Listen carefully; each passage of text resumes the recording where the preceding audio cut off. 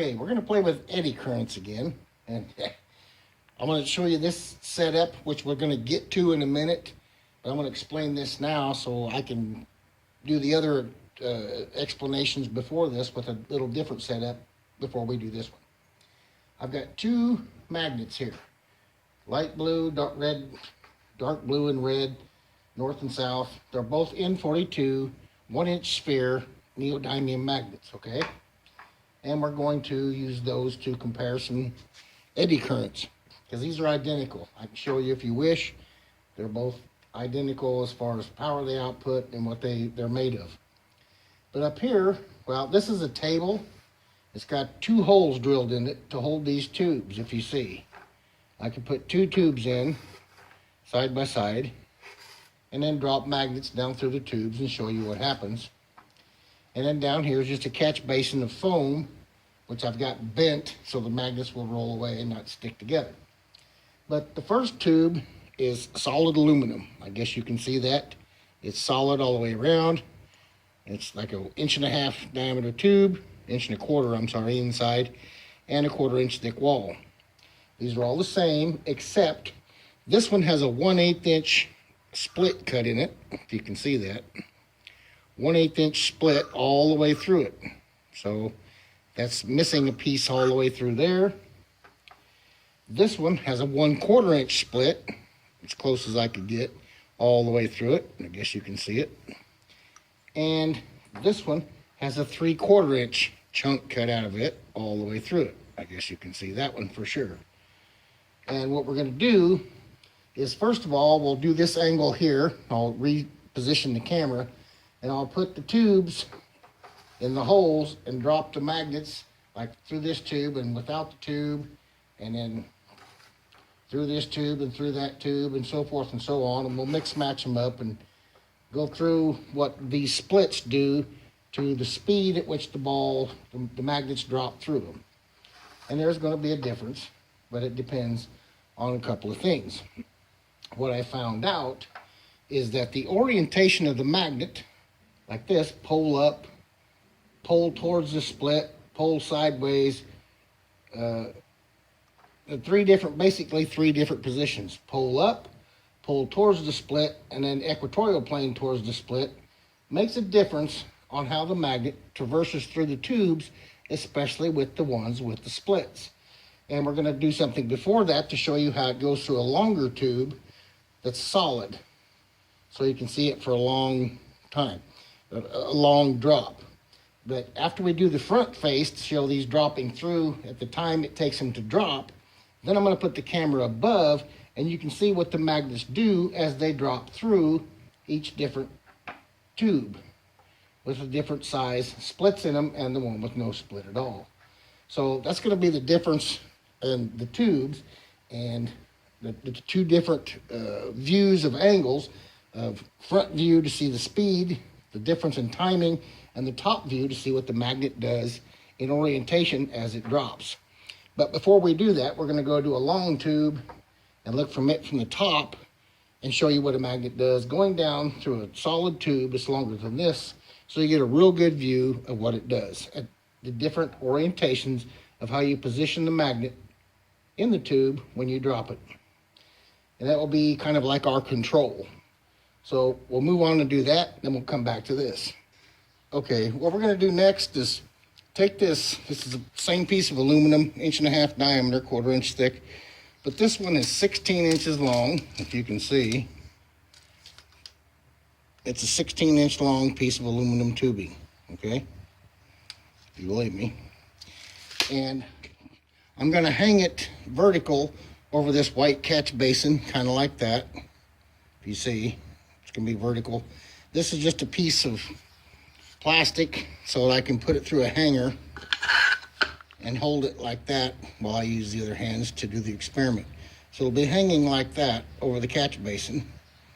And the reason that's white is so you can see down through there like that and see the magnet instead of it being black. You can't see very well when it's black, but when it's white, you'll be able to see the magnet. So that's what this setup's going to be. 16-inch piece of the same tubing we're going to use in the other experiments, but I'm going to run the magnet through this one in different orientations and it's going to be hanging like this, and we're going to be looking down through the tube like that towards that white catch basin. Okay, and we'll do that. Okay, we're going to use this magnet. It's got the light blue and the red. Kind of watch as it goes down. It cuts out the light as it goes, but watch how the blue basically stays straight up all the way down. 1, 2, 3, drop. It's hard to see it when it gets towards the bottom. I'll try it with the red up. And 1, 2, 3, drop. If you see, it stays pretty centered. This is a solid tube, 16 inches long. Now I'm going to turn the pole sideways like this. 1, 2, 3, drop. And it does tumble towards the poles a little bit that way. If you keep watching, I'll do it a few times. It will tumble like this and keep rolling. 1, 2, 3, drop. And I'm trying to let go of it perfectly equal on both sides at the same time. 1, 2, 3, drop. And it kind of stays straight, but after it gets so far down, it does tend to roll. As it goes down, it does roll a little bit like that. But it keeps going. But when you put the poles up or down in this solid tube, they pretty much stay like that. Unless you let go of it crooked like I just did. Trying to do it pretty even. 1, 2, 3, drop. And it's hard to see it all the way down. But, there's not many other ways I can orient it other than sideways or pull up. I can put it kind of cockeyed, and it will turn. And it rolls. And you see it move across the sides of the tube as it goes down. I'm just giving you an idea here. It doesn't do a lot of spinning or shoving to one side or the other. It just kind of stays in the middle. It floats, back and forth some, but it really doesn't go to an edge, to a side. Even if I do it this way and it spins. It stays pretty well in the middle. So this is our control, a solid tube, 16 inches long. Let me turn the south or the north up this time. 1, 2, 3, drop. And it'll spin a little, but it always stays pretty much in the center of the tube. So we'll move on. Okay, we're going to do the front view of the magnets going down through the tube so you can see the speed at which they exit the bottom of the tube into the catch basin, okay? And for our control on this, on the left, we're going to use the solid tube on the left side. So I'll put it over here. And I'm not going to put a tube over here just to give us an idea of, how fast it falls without the tube and with it, the solid one. So I'll put it with the equatorial plane towards the camera and drop with 1, 2, 3, drop. And you saw the difference in speed. I'll do it a couple of times so you get an idea. Equatorial plane towards the camera, 1, 2, 3, drop. Quite a bit of speed, and it doesn't matter which way I turn this so much because I don't have a timer on it, but you'll get the same idea. The pole up, north pole up, 1, 2, 3, drop, and it may even be a little slower that way. I'll give you an idea, how much this short length of aluminum holds it back. I think they're 4.5 inches, 4.25 inches long is what these are. So on the other side now, I'm going to put the one with the 1/8 inch cut through it. I'm going to put it on the right side. So I'm sure you can see the cut there. And what we're going to do is put them both north pole up. And I'm going to drop as equally as I can. 1, 2, 3, drop.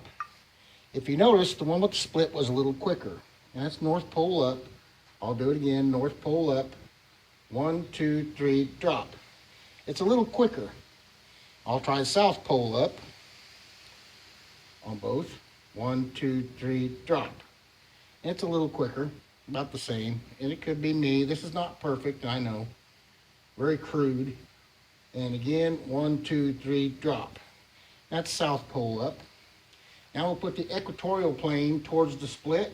And I'll do this one the same, even though it doesn't have a split on the left, the solid tube. 1, 2, 3, drop. And they're about the same, if you notice that. Equatorial plane towards the split, and it doesn't matter which way I turn to north or south, but they're both the same this time, like they were last time. 1, 2, 3, drop. They're about the same speed, close to it. I'll put the north towards our left.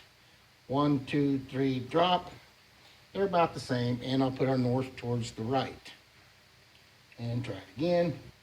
1, 2, 3, drop. Whoops, I dropped this one first. Let me do north to the right. And 1, 2, 3, drop. I let go of the right one first. 1, 2, 3, drop. They're about the same. And I can put the south pole towards the split on both. South pole towards the camera. 1, 2, 3, drop. That one's a little quicker. North pole towards the camera. Both of them. 1, 2, 3, drop.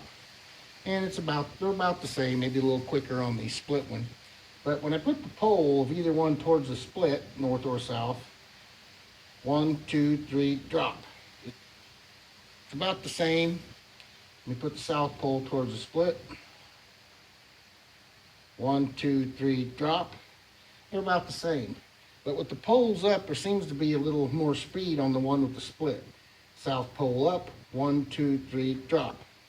It's a little quicker with the poles up over here on the split one. I'll put the north pole up. 1, 2, 3, drop. It's a little quicker with that split with the pole up. But if you noticed, with the pole to the split, they were about the same. Or with the equatorial plane towards the split, they were about the same. But with either pole straight up, this one always went through a little quicker. And let me do a little change up now.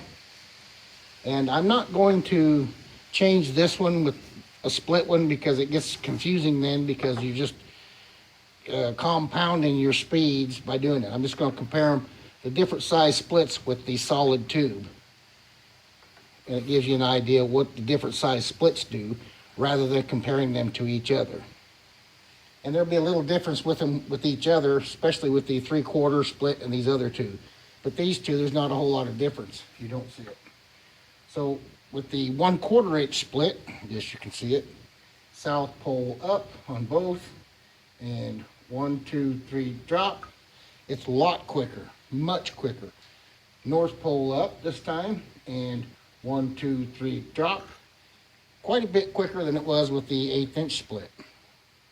I don't think it's twice as quick, but it's quicker. So now I'm gonna put the north pole to the split, and 1, 2, 3, drop.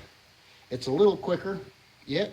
South pole to the split on both. 1, 2, 3, drop. It's still a little quicker. And then I'm going to put the equatorial plane towards the split. And 1, 2, 3, drop. They're almost the same there. This one isn't quite as fast as it was the other ways. I'll do them a couple of times. Equatorial plane towards the camera, towards the split. 1, 2, 3, drop. They're almost the same that way. I'll do them a few times. And it doesn't matter which way I orient the north or south, left to the right, with the equatorial plane towards the split. And 1, 2, 3, drop. They're about the same. But then again, I'll go with the pole up. North pole up on both. 1, 2, 3, drop. That one's a little quicker than this one. The split one was a little quicker. South pole up, and 1, 2, 3, drop. That one's quicker. So it depends on orientation of the poles, especially through the split one. This one, the solid one, makes a little bit of difference, but not much. But the split one, it makes a major difference. So I'm going to put this here for now so I can swap. Now I'm going to put the 3/4 split tube in over here and compare it to the solid tube. We'll go with south pole up, and 1, 2, 3, drop. It's way quicker. North pole up. Try this. 1, 2, 3, drop. Much quicker. And now we'll put the south pole to the split, and 1, 2, 3, drop.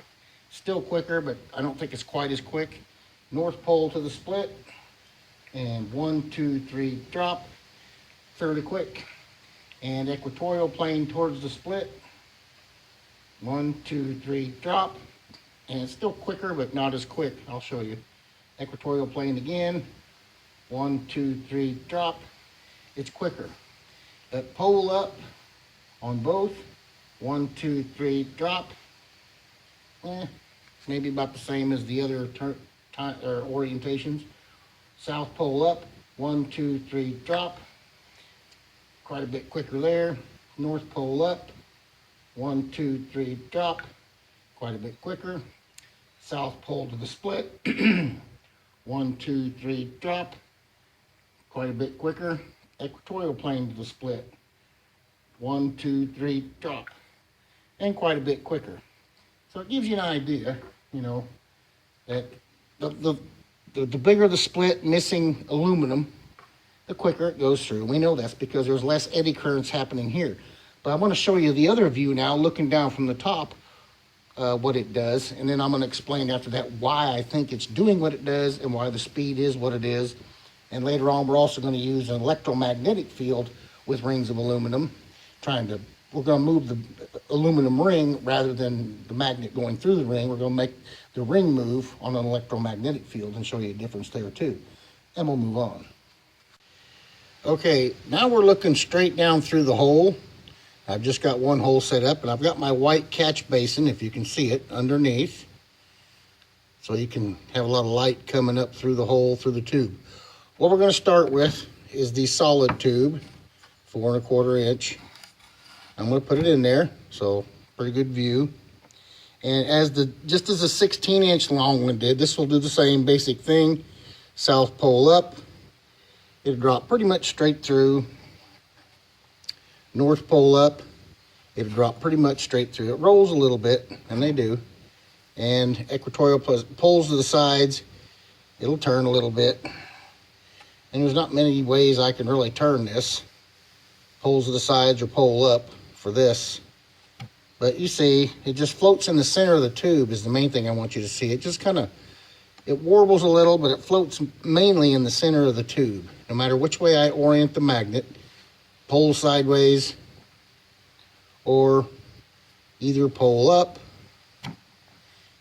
it pretty much floats in the center of the tube. It really doesn't go to any side. Okay, I'm going to take that one out. Now we're going to put in the one with the 1/8 inch split all along it, and you'll see it when I put it down in there. There's our split, if you see it all the way down. It's to the bottom. Now we'll take the magnet. Now watch what happens here. With the pole up, south pole up, it goes towards the split. North pole up, it goes towards the split. Equatorial plane towards the split, it goes towards the split. And even with, well, I really can't orient it any other way, either pole towards the split, it almost pushes away. Pole towards the split, it pushes away. But the equatorial plane towards the split, it kind of pulls towards the split. And pole up, it definitely pulls towards the split. You see that? Pole up, it goes towards the split. Rides all the way down. I'm going to do it a few times so you see. I'm dropping it in the center. I can even drop it more on the back side. And it goes towards the split with pole up. Equatorial plane towards the split, dropping it to the back side. It moves a little bit towards the split, but more to a side. If you notice, it kind of goes to a side. I'll do it a couple times. It doesn't go right at the split. Let me put the south to the left now. It kind of goes at an angle, okay? It's a 45-degree angle. On sphere magnets, that 45 degrees is very important. Now I'll put the pole towards the split. If I can keep it dropped straight, I'll put it to the back. And it kind of tumbles, if you notice that. Even in the middle, it kind of tumbles. It just starts spinning pretty quick. I mean, it immediately starts having trouble. And it wants to just flip. I mean, it flips much quicker. This way, it doesn't flip as fast. Pole up, it just kind of drags down. But with the pole towards the split, even when I can put it in the center, it just starts spinning. It wants to flip. And it kind of wants to orient with a pole up or down. If I put the pole towards the split, it wants to orient one pole or the other up and down. and if it gets spinning too fast and it keeps flipping. Anyway, I'm showing you this with the smallest split, 1/8" split in the aluminum. But like I said, equatorial plane towards it, it kind of does the 45-degree pull over this way or this way, usually that way, I don't know why. And the pole towards the split, it rolls, but the pole up, it goes straight to the split. Straight to the split with the poles, either pole up. North up it does it, or south up, which I think they're basically the same, just opposite.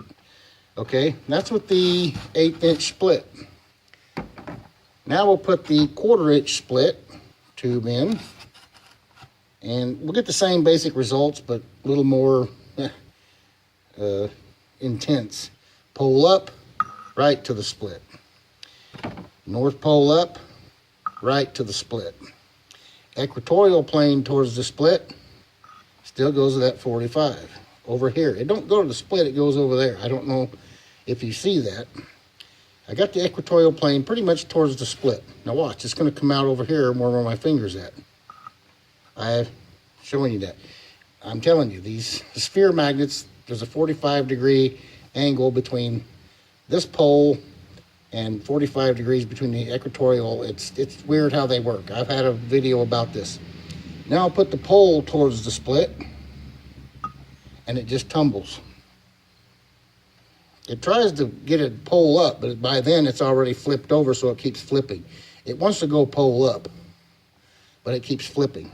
They all do this. But with the equatorial there, well, it didn't do it quite as hard that time. It still does that 45 over this way, because what I'm saying is there's a 45-degree angle between the pole, the equatorial plane. There's a 45 on spheres. It's very important where that splits between where the south is interfering with the north, and then over here it's just north. And over here is where the north is interfering with the south, and then from 45 on is just the north. But that's what that equatorial plane shows you. It'll always go to that 45 or close to it, especially if I drop it in the middle. Always over that way, not to the side or the back or the split, to that 45. And I don't know why it doesn't seem to come to this 45 this way when I do that. I don't understand that. It's always the other side. Always wants to go that way. And right now, north to me is straight that way. That is north, that is south, that is east, and that is west. And it seems to want to go like to a southeast. When I put the equatorial plane this way, it rubs to the southeast side of the tube. Every time. It's southeast. And no matter which way I turn the magnet. But the north that way, it still goes kind of to the southeast.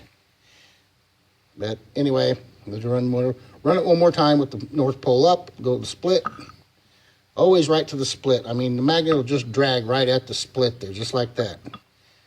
I can put it back here on the back side away from the split, drop it, and it goes straight over. So that's with the poles up, and you saw what it did with the equatorial plane and then with the poles towards the split. Do it again, pole towards the split, kind of tumbles. Equatorial plane goes to the 45. And pole up, it goes to the split. Okay, that's with the 1/4" split. Now we'll put in the 3/4" split. I know you can see that one. I can get my finger all the way through that one, all the way up and down. This one's basically the same, but it's a little more extreme yet. Pole up, goes to the split. And it happens quick because this falls real fast. Pole up back here, goes to the split. It tumbles in this one because there's so much missing. But if you notice, it always goes towards all the way across the pipe.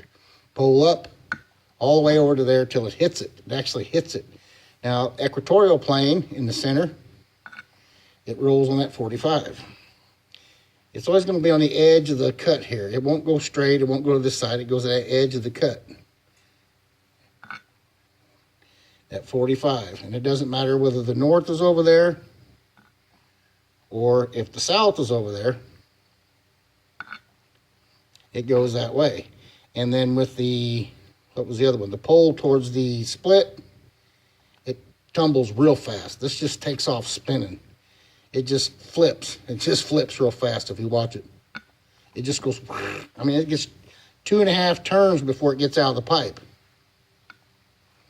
when I do it that way. So there's a difference in orientation. Pole up goes to the split.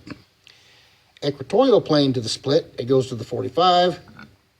And pole to the split, it just tumbles out of whack. Okay? There's a difference. Now I want to move on. I'm going to show you why I think it does it in this. Then I'm going to show you a little more about how I think eddy currents work and why they do. And then we'll go on to a little electromagnetic demonstration with aluminum tubing to show you a difference. And we'll do that. Okay, like I've been explaining or will explain, eddy currents are the acceleration of the magnet causing the electron functions of paramagnetic and even diamagnetic material.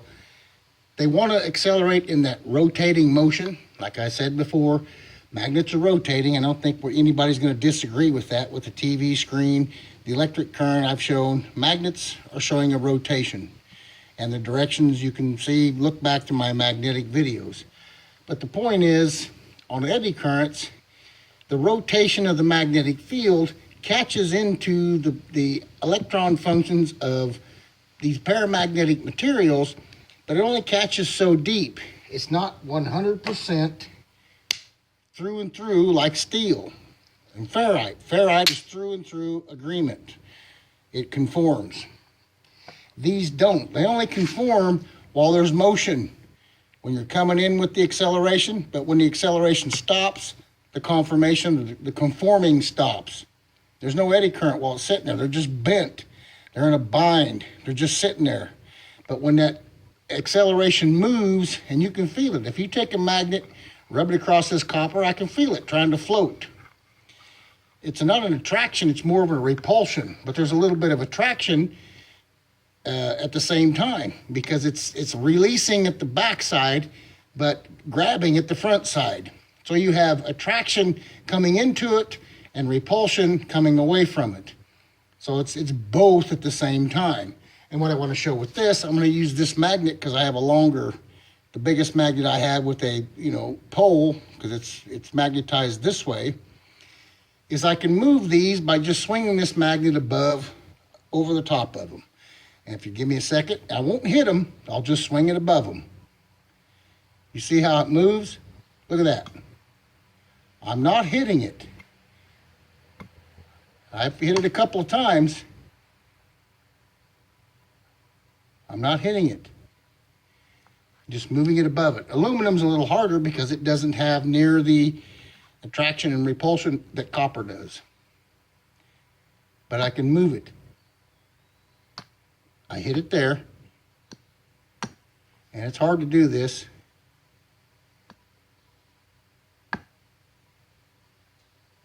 I didn't hit those 4 swipes.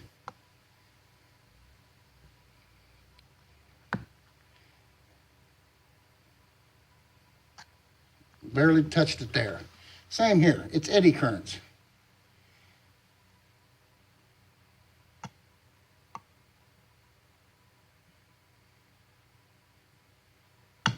And I didn't touch it till that last one.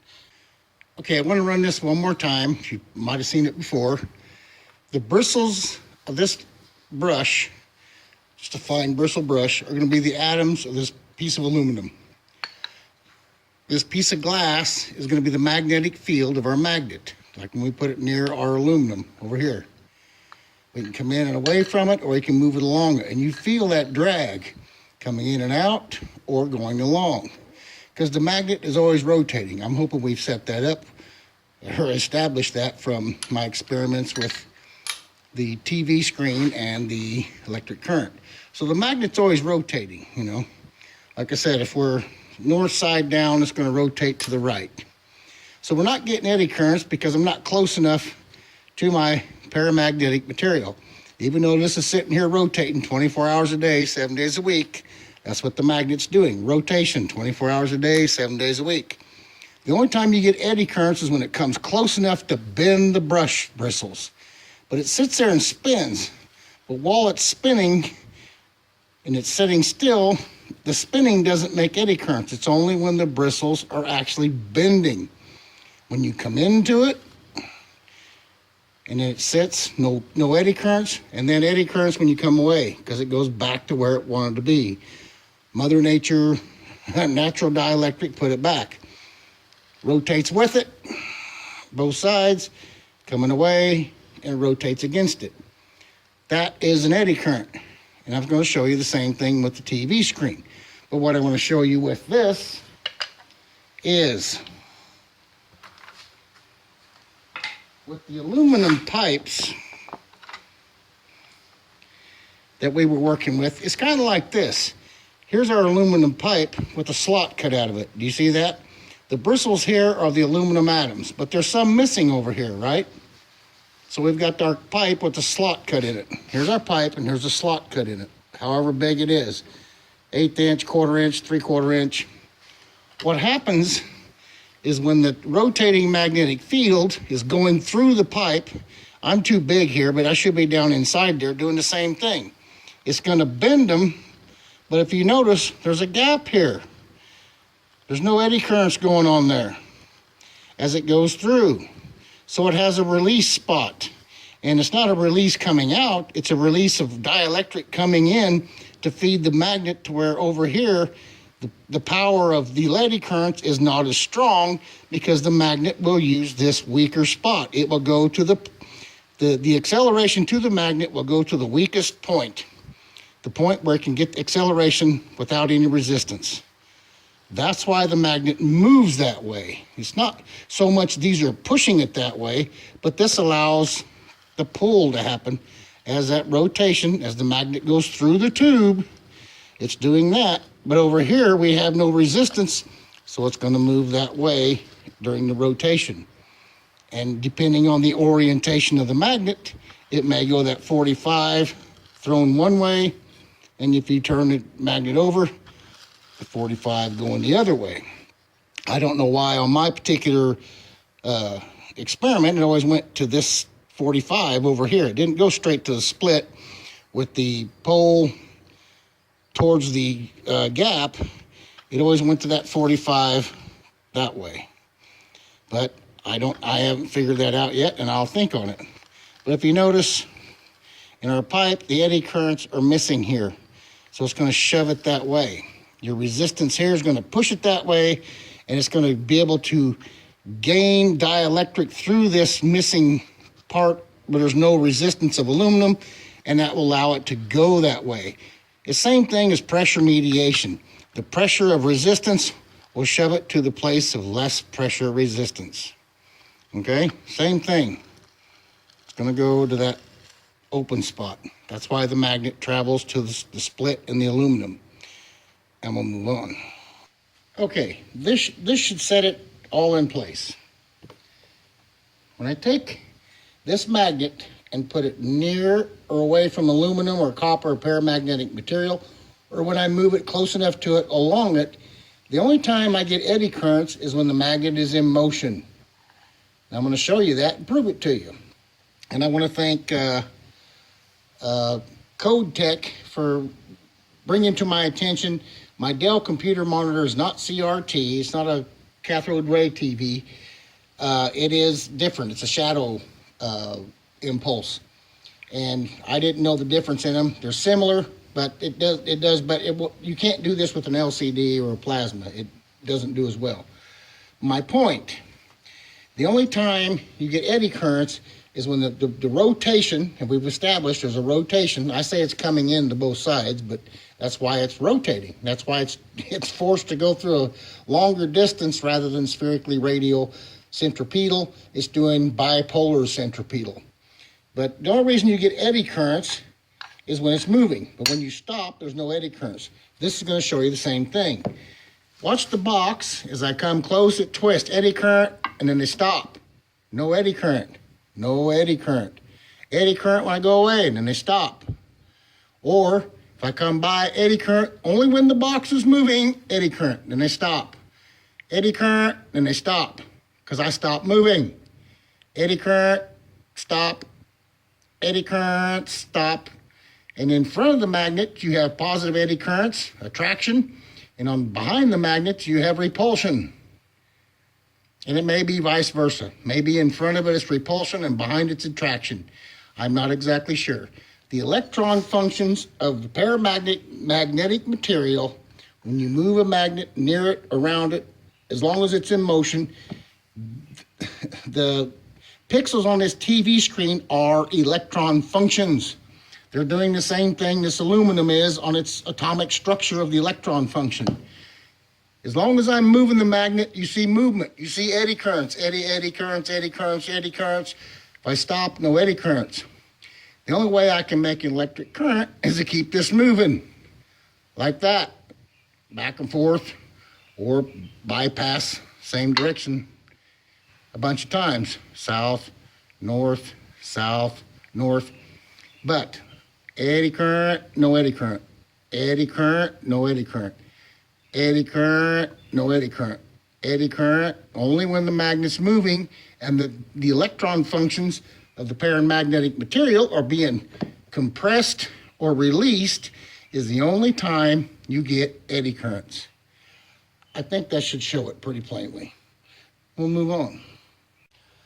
Okay, what I'm going to do here is use electromagnetic magnetic field from an electromagnetic current, or electric current making an electromagnetic field, to show how the eddy currents were working through the tubes, the solid tube and the one with the splits, the ones with the splits. Right here I'm showing the one with the little 1/8" split, and how the magnet, would do certain things with the split ones.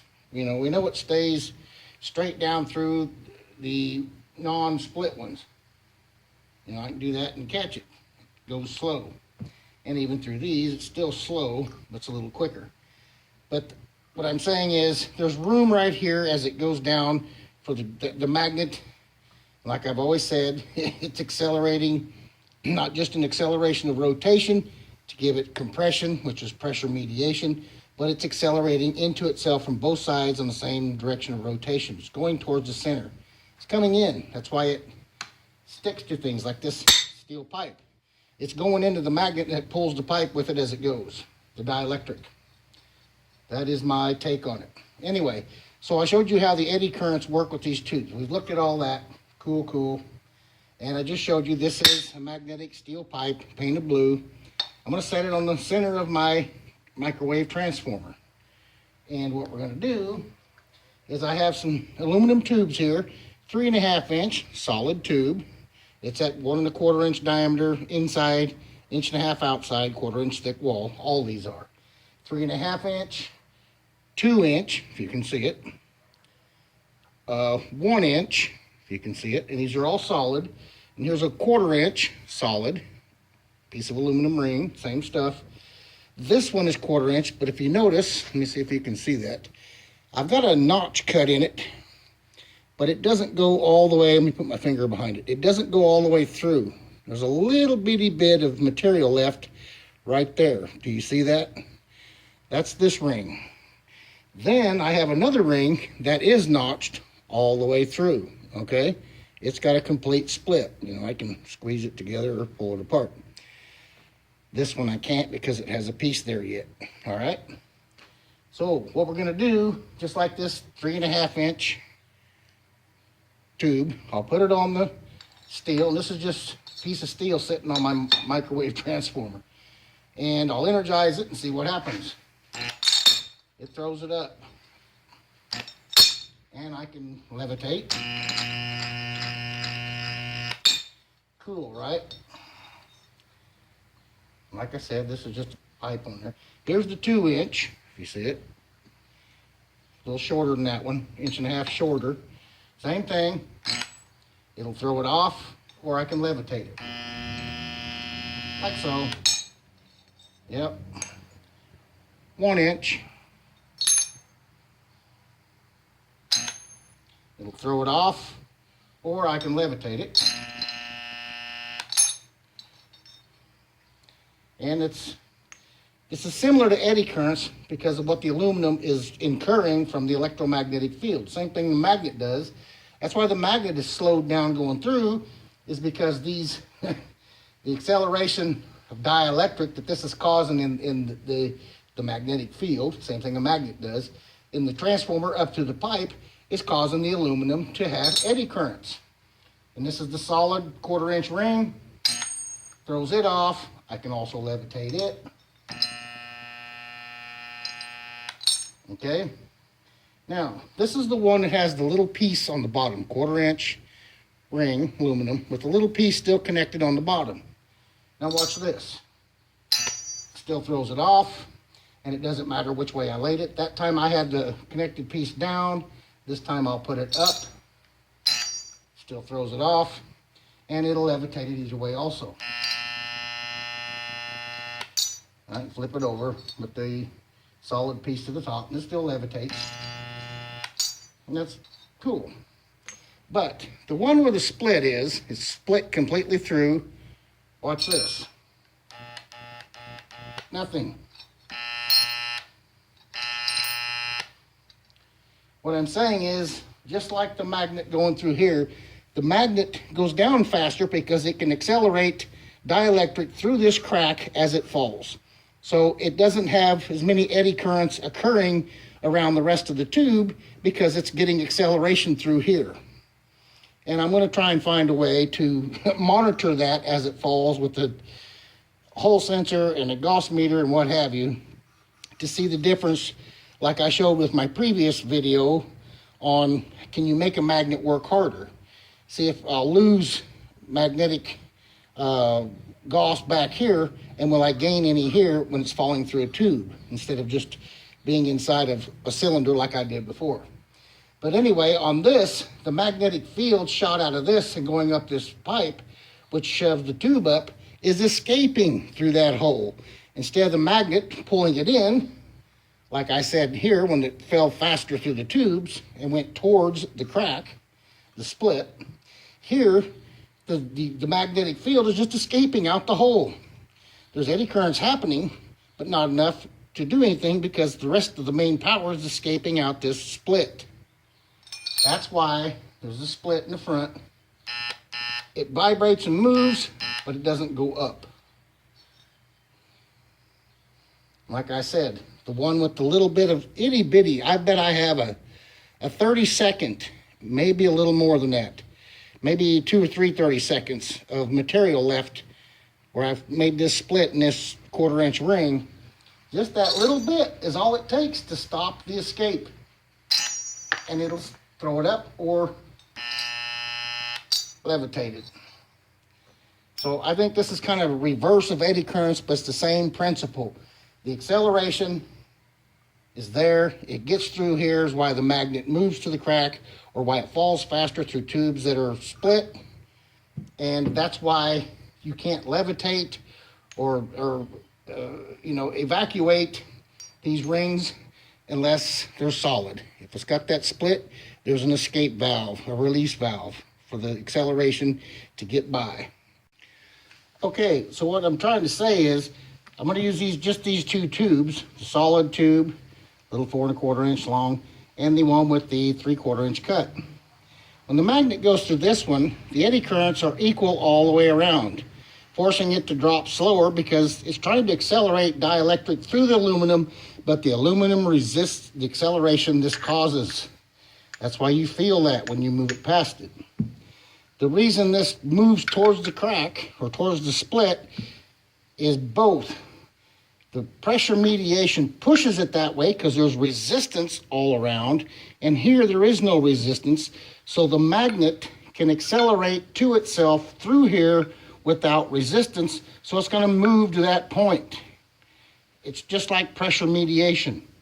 There's pressure mediation pushing it, but since there's no restriction here of eddy currents, the aluminum's not there to restrict the dielectric to flow accelerated to the magnet, it's going to move to that place. And depending on the direction of rotation and the orientation of the magnet is why it either pole up moves that way because they're both rotating in the same direction, either this way or that way, but they're both equally up and down to the gap. This way, I think it pulls to the side because of one rotation or the other is catching that gap in a certain way. And when you turn it this way, it wants to spin because each side is being pushed from the pressure mediation from the back of hard pressure and the lack of pressure mediation from the front. But once it turns a little bit, it's forced to keep going because one's pulling, one's pushing. This is pushing it over to get to the lack of resistance. Then the other one's being pulled because it's going on over. Once it goes on over, it's going to keep flipping. That's why the orientation makes a difference, is how the rotation of the magnet and the acceleration of the magnet works through the aluminum or the void. The void is what causes it. But even the back here where there is no void is 50% of the movement, and up here where there is a void is the other 50%. I'm close, I may be a little wrong, but that's what I think. Laters.